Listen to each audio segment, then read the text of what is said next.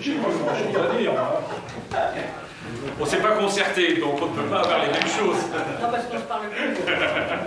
Hein? Il n'est pas blanc. Pardon?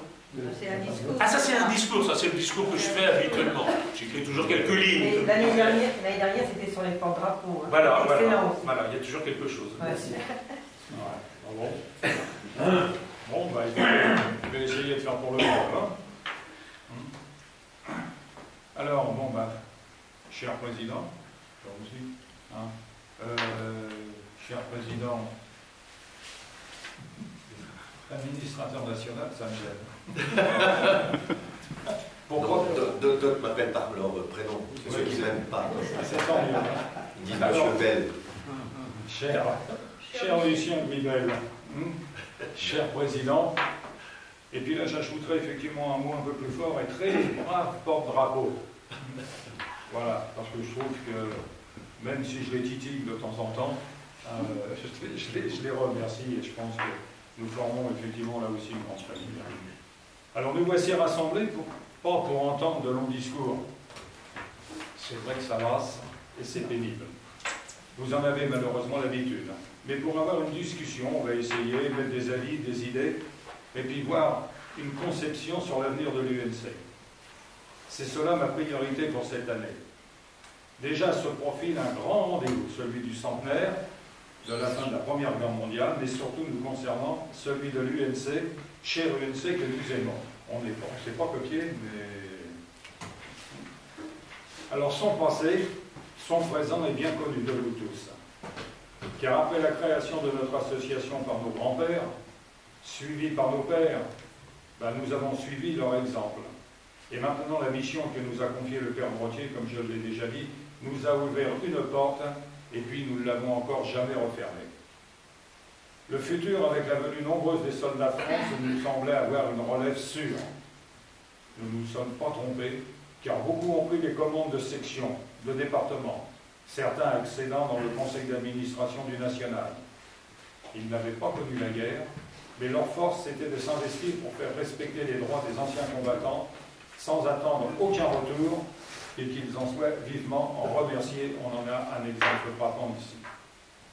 Mais aujourd'hui, nous constatons, lors de nos messes, quand nous écrenons les noms de nos camarades qui nous ont quittés dans l'année, oui, nous voyons les anciens de 39-45 approchant doucement du centenaire, et nous, anciens d'AFN, bien que toujours vaillants, nous rejoignons progressivement et dépassons les rangs de cette quadragénaire.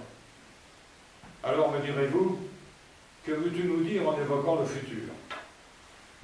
Je veux vous dire que l'UNC a toujours été soucieuse de son avenir, et pour cela elle comptait sur les anciens des opérations extérieures, à savoir le Tchad, la Côte d'Ivoire, le Liban, l'Afghanistan, le Kosovo, la Yougoslavie, le Mali, et j'en passe.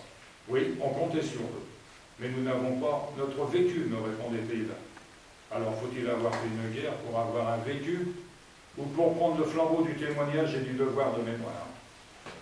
Cela me semble par moments une mission impossible, aussi bien à Paris que dans d'autres départements de la France. Lorsque je fais ce constat, même en présence du président national, cela n'a pas l'air de le convaincre.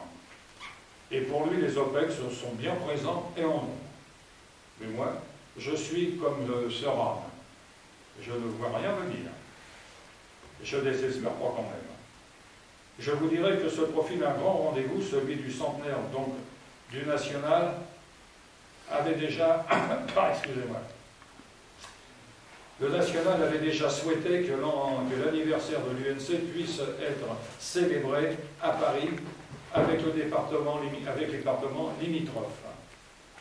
C'est un sacré cadeau que nous a fait le national, et ça, on le savait, ou je le savais déjà depuis pas mal de temps, n'est-ce pas, monsieur cher Lucien?